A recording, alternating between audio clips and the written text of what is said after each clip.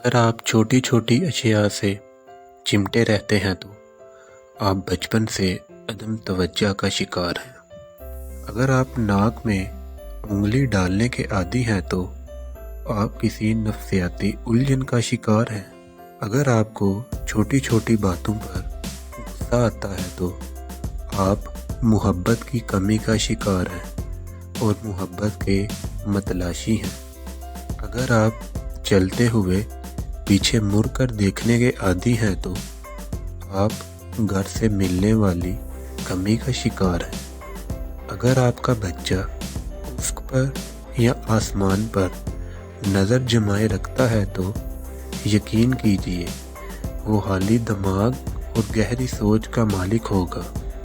اگر آپ بیٹھے بیٹھے بلا وجہ ہاتھ پاؤں ہلاتے رہتے ہیں تو آپ ذہنی انتشار کا شکار ہیں۔ اگر ٹانگیں پیٹ کے ساتھ لگا کر سونا آپ کی عادت ہے تو آپ بچپن سے خوف اور عدم توجہ کا شکار ہیں۔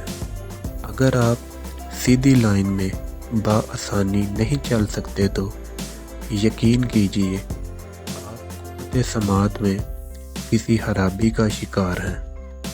اگر آپ کا بچہ زیادہ دیر سوتا رہتا ہے تو وہ اعصابی کمزوری میں مبتلا ہو سکتا ہے۔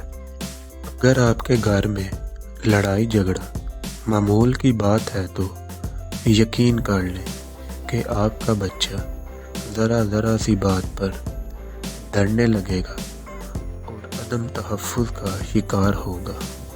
بات کرنے کے دوران اگر سامنے والا بار بار چہرہ اور آنکھیں پھیرے اور جسم کو حرکت دے تو یقین کر لیجئے کہ وہ آپ سے ایگری نہیں کر رہا۔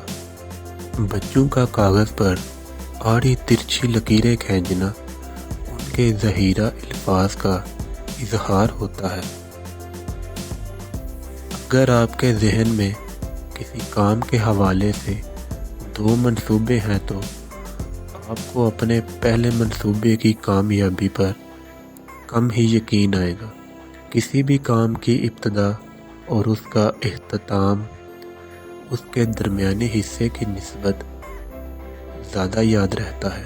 اگر آپ اپنے مقصد دوسروں کو وقت سے پہلے بتا دیں گے تو آپ کی موٹیویشن کم ہو جائے گی اور آپ کی کامیابی کے چانس بھی کم رہ جائیں گے۔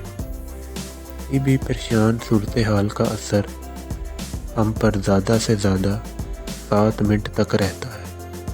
اس کے بعد کا اثر اس پر سوچنے کے باعث ہوتا ہے۔